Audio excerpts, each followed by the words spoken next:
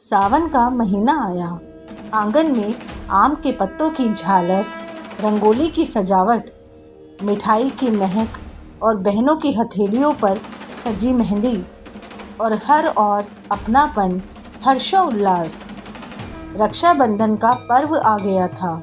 एक ऐसा दिन जब बहन अपने भाई की कलाई पर रक्षा सूत्र बांधती है और भाई जीवन भर उसकी रक्षा करने का वचन देता है। पर क्या आप जानते हैं, यह धागा केवल भाई बहन तक सीमित नहीं, यह ईश्वर और भक्त के बीच भी बन सकता है। और ऐसी ही एक अमर कथा भगवान कृष्ण और द्रौपदी की आज मैं आपको सुनाने जा रही हूँ। महाभारत का समय था। द्वारका नगरी में भगवान श्री कृष्ण अपने मित्र और भक्तों के साथ सुख शांति से रह रहे थे। एक दिन हस्तिनापुर में राजसूय यज्ञ के दौरान शिशुपाल ने सभा में भगवान कृष्ण का अपमान करना शुरू कर दिया।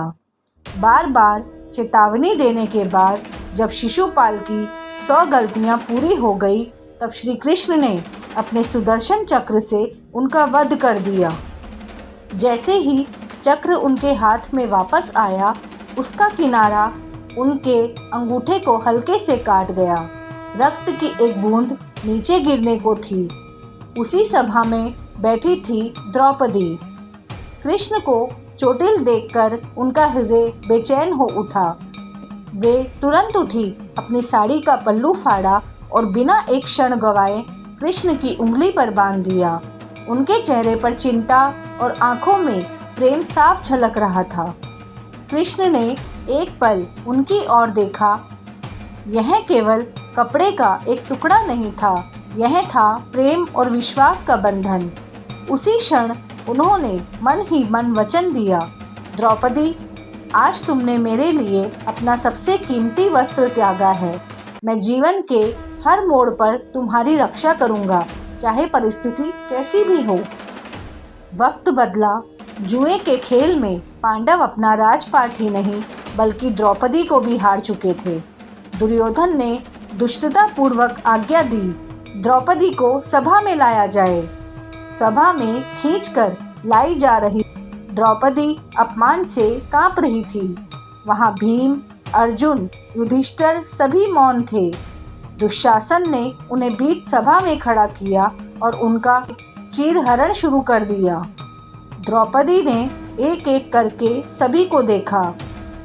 भीष्म पितामह, गुरु द्रोण, अपने 5 पति पर किसी की आंखों में मदद का आश्वासन नहीं था। आखिरकार उन्होंने अपना सिर झुकाया, आंखें बंद की और पुकारा, हे द्वारकाधीश, हे मेरे सखा कृष्ण, अब मेरी लाज आपके हाथ में है। और फिर हुआ चमत्कार। दुशासन साड़ी खींचता रहा पर साड़ी बढ़ती रही। 1, 2, 3 गज, अनगिनत गज साड़ी का ढेर सभा में जमा हो गया।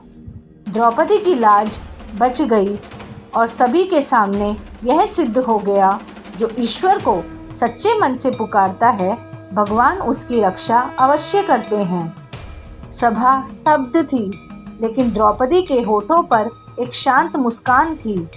यह मुस्कान उस वचन की थी जो कृष्ण ने वर्षों पहले साड़ी के पल्लू बांधने के बदले दिया था।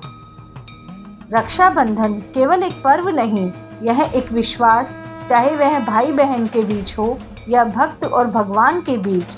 जैसे द्रौपदी ने अपने कृष्ण को राखी बांधी, वैसे ही इस रक्षाबंधन हम भी अपने ईश्वर को अपने प्रेम, भक्ति और विश्वास की डोर बांधें, ताकि संकट की घड़ी में वे भी हमारी रक्षा के लिए अवश्य आए। क्योंकि राखी का मतलब सिर्फ रक्षा नहीं, बल्कि वचन, प्रेम और अटूट विश्वास है।